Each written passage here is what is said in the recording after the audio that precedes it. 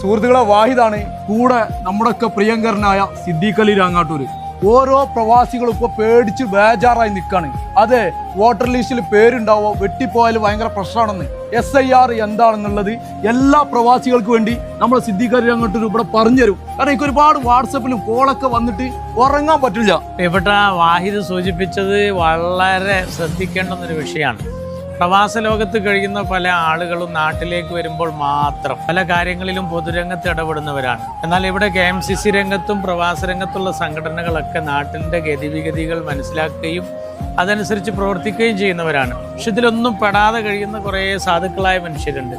അവരൊക്കെ സംസാരത്തിനിടയിൽ കഴിഞ്ഞ ദിവസം ഒരു വാട്സപ്പ് വോയിസ് ഞാൻ കേൾക്കുകയാണ്. എന്തിന് പേര് നോക്കണം, ഈ അവർക്ക് വോട്ട് ചെയ്യാൻ ഇവർക്ക് വോട്ട് ചെയ്യാൻ. ഇതൊരു വോട്ടുമായി ബന്ധപ്പെട്ടതല്ല, ശരിക്കും പൗരത്വവുമായി ബന്ധപ്പെട്ട ഒരു കാര്യവും കൂടി ഇതിൽ കയറി വരുന്നുണ്ട്. നമ്മുടെ നിലനിൽപ്പിനെ ബാധിക്കുന്ന വിഷയമാണ്.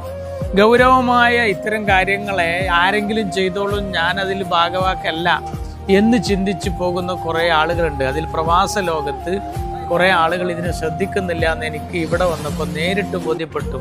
അവരുടെ വാട്സപ്പ് മെസ്സേജുകൾ കണ്ടപ്പോഴൊക്കെ അവർ ഇത് രാഷ്ട്രീയക്കാരുടെ ഏതോ ഒരു കാര്യവുമായി വേറൊരു വേറൊരു പുറമ്പോക്കായി കാണുകയാണ്. അതല്ല, ഇത് എല്ലാവരുടെയും നിലനിൽപ്പിൻ്റെ കൂടി വിഷയമാണ്. അതുകൊണ്ട് അനുബന്ധ രേഖകളിൽ നിങ്ങളുടെ പേരുകളുണ്ടോ എന്ന് വ്യക്തമായി പരിശോധിച്ച് ഉറപ്പുവരുത്തേണ്ടുന്ന ചുമതലയിലാണ് നമ്മളെല്ലാവരും ഉള്ളത്. നാളെ ഇന്ത്യ മഹാരാജ്യത്ത് മറ്റുള്ള സ്ഥലങ്ങളിൽ നമ്മൾ കാണുന്നത് പോലെ കെട്ടും ഭാണ്ഡവും പേറി പിറന്ന നാട്ടിൽ നിന്ന് പോകേണ്ടുന്നൊരു ദുരവസ്ഥ ഇതിൻ്റെ പേരിൽ വരാതിരിക്കാൻ ദയവ് ചെയ്ത് ഇത് എൻ്റെ കൂടി വിഷയമാണെന്ന് മനസ്സിലാക്കി ഇത് പഠിക്കാനും മനസ്സിലാക്കാനും കൂടുതൽ വിശദീകരിച്ച് പറയേണ്ട കാര്യമില്ല. അവനവൻ്റെ നാട്ടിലെ പൊതുരംഗത്തുള്ള ആളുകളുമായി ബന്ധപ്പെട്ട് അത് ഏത് കക്ഷിക്കാരാവട്ടെ എല്ലാവരുടെയും നിലനിൽപ്പിൻ്റെ വിഷയമാണ്.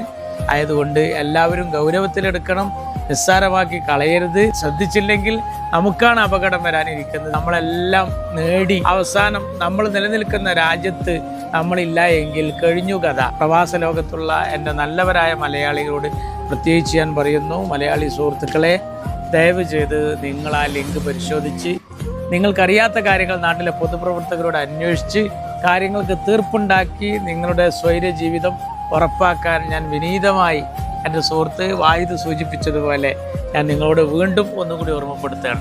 പല ആളുകളെ വിചാരവും ഈ വോട്ടർ ലിസ്റ്റിലെ പേര് എന്ന് പറഞ്ഞാൽ ഏതെങ്കിലും ഒരു പാർട്ടിക്കാർക്ക് വോട്ട് ചെയ്യാനുള്ളതെന്നാണ്. എല്ലാ മക്കളെ നമ്മുടെ നിലനിൽപ്പ് കൂടിയാണ്.